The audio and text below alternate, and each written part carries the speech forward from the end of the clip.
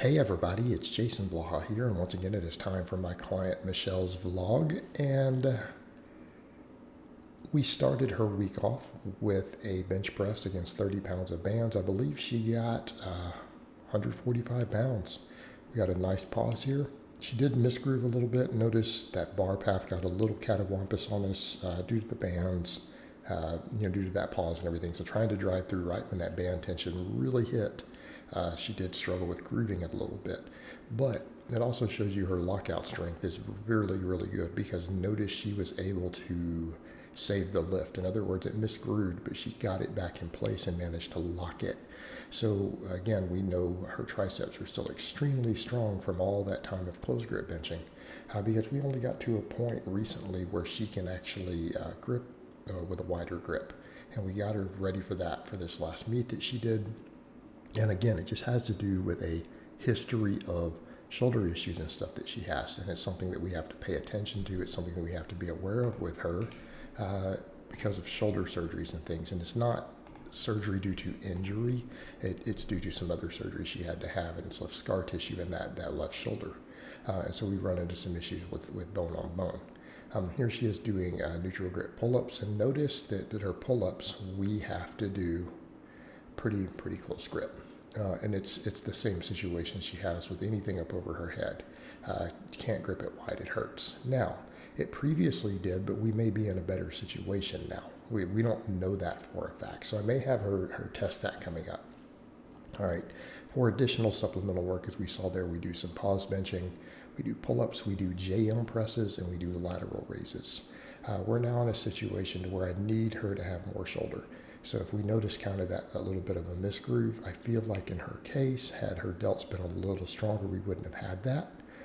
So now we're coming through, and even though we continue to hit her triceps, because again, we always want big, strong triceps, we're putting some emphasis back on shoulders. And we pulled the shoulder work out going into this last meet.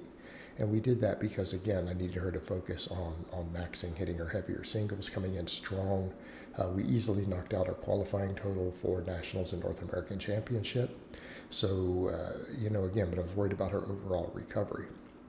Now that we're through that phase, we can, train the shoulders again. So we're coming in, we're doing delt work, and I really want to continue to bring those delts up. But I want people to notice who watch her earlier old vlogs, how much her shoulders and stuff have come up. She's gotten a lot thicker. And particularly that's kind of a big deal for a drug-free woman. She's not on any anabolic drugs. Right? And usually women you see with thick shoulders, 95% of the time, they're fairly heavy anabolic users. Notice I didn't say users, I said fairly heavy users. Okay? There's a difference. You usually can't tell when someone's a mild user most of the time. Most people just assume they're natural. All right, here we go, pen squat. She got 250. Notice we're below parallel. We're at a nice meet legal depth. Stopping on those pins, driving it up, 250 pounds. All right, for supplemental work afterwards, we do pause squats for her. We do a 3x5 pause squat. Again, and I just want her to come down and hold it for a 1 to 2 count at the bottom of each rep. Down below parallel, we pause it and then drive it up. Now, people will note a lot of my advanced lifters, we don't do a lot of this assistance work. Why does she do it? Simply put, she's a woman. Women have a higher volume tolerance. A lot of my men, I would rather them just focus on the heavy work and speed work, and then we just hit hypertrophy. Their recovery gets limited.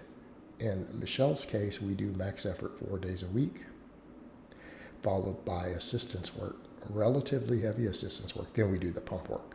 So it's very different from what I do, and it's very different from what a lot of my male lifters do. Women can usually handle more assistance work than men. They can handle more volume overall, but I like to put it for people like her into assistance movements. If they're not a competitor, I would rather just put it into hypertrophy work, up in the 10 rep range. All right. Afterwards, we're doing hip thrusts. I don't remember the amount of weight on here, but it looks respectable. If you guys can count, there's more than 2 plates on there. All right, she's able to get sets of 10 on these. Again, Why are we doing these? Glutes, glutes, glutes. We want to bring up those glutes, and we want to bring up that deadlift lockout. All right, these will improve your deadlift lockout. Because if you think about, look at the mechanics involved. We're taking that weight up to a peak tension up there to where we would be where we lock a deadlift. Okay? The carryovers is fantastic. All right, then we do leg presses, single leg, and I have her just rotate legs. Because she's on a narrow slide, I just have her do single leg. If it's a wider slide where she can get out to a really wide stance, we would do both legs at the same time, unless the weight just becomes excessive to load and unload. Now, that being said, it's going to be relatively rare for your female lifters to do more than about 600 to 800 pounds on a leg press for their rep work. So accordingly, it's not that big of a deal to load it and unload it. And even then, that's extreme, and that's counting the weight of the slide. A lot of your advanced male lifters, we're going to be well past 1,000 pounds. That's a lot of plates to load and unload. I would rather them just do single leg. You know, once they're really strong, once they have a big strength base, they're past a 500 squat. Because again, a 500 squat translates into what, 1,500 pounds on a leg press? It's a lot of weight to load. But in the case of this, I just have her do single leg anyways, because we can't get wide on the slide, right? We can't get as wide as I would like. Now, if I really wanted to emphasize her quads more, and I felt like her quads were limiting, we would go ahead and do that. We would take them in a little closer, take her to the edges of where that slide is, and just focus on a deep range of motion, with that shoulder width stance.